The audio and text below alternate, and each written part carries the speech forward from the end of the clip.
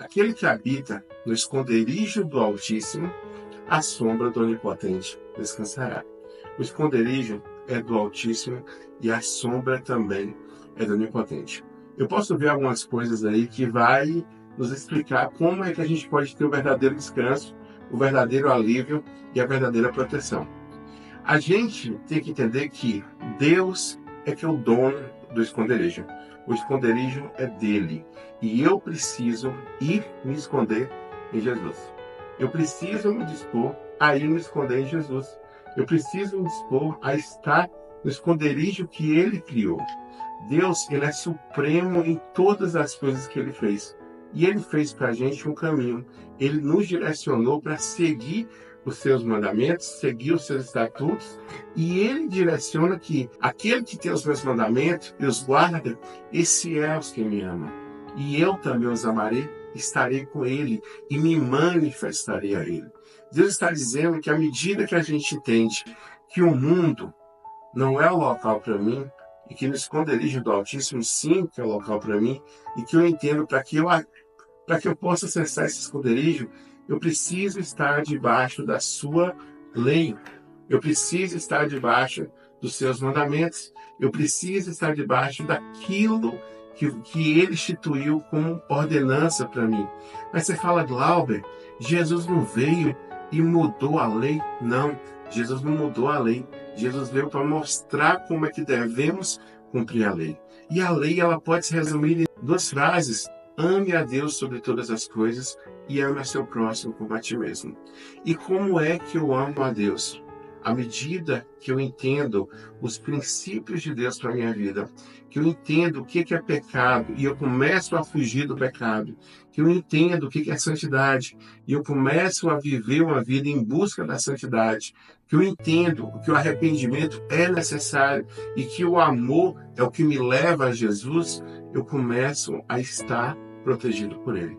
E não significa que as aflições vão deixar de existir. Quem está no esconderijo do Altíssimo passa por aflições, passa por problema, passa por situações ruins, mas só que ele pode o quê? Ele pode descansar. Lá em Filipenses fala sobre uma paz que excede todo entendimento. E essa paz que excede todo entendimento é a paz que o mundo não pode dar. É a paz que só Jesus pode dar, porque é a verdadeira paz. Quando eu busco aquilo que é bom, aquilo que é justo, aquilo que é nobre, aquilo que é honrado, aquilo que não tem mal, aquilo que é de boa fama, eu acesso essa paz que eu não entendo. E Jesus fala que no mundo também teríamos aflições, mas tenha um ânimo bom, porque ele venceu o mundo. Se eu penso em estar no esconderijo do Altíssimo, eu preciso estar com o dono do esconderijo. Eu preciso estar com Deus. O único caminho que me leva a Deus é Jesus Cristo, é a cruz. E Jesus fala, você vai estar na cruz pela graça, mediante a fé que você tem em mim, que eu venci o mundo, que eu morri por você.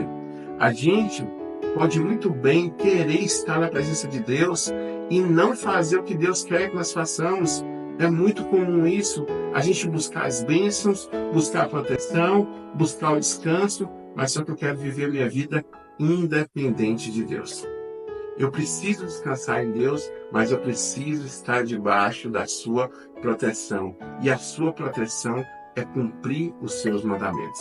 E onde estão os mandamentos de Deus? Na própria palavra de Deus. Eu preciso me render a Deus todos os dias, falando, Deus, eu preciso estar protegido por Ti. Deus, me mostre os Teus princípios, porque através dos Teus princípios eu consigo ter a sua presença. A presença de Deus ela é manifesta para aqueles que o amam, para aqueles que entenderam o que é ser reconhecido como filho de Deus. Se você guarda os mandamentos, se você tem amor a Deus, se você tem os princípios de Deus, se você vive uma vida de arrependimento e em busca de santidade, você pode ter certeza que a sombra do Altíssimo é o local que você vai estar descansando. Você já está no esconderijo de Deus. Você já está na presença de Deus. Mas você fala, Glauber, eu estou distante de Deus.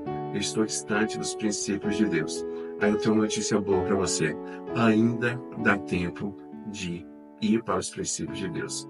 Ainda dá tempo de deixar de lado a sua independência e buscar a dependência de Deus. E buscar a dependência e o descansar em Deus, sabendo que Ele está cuidando de todas as suas necessidades.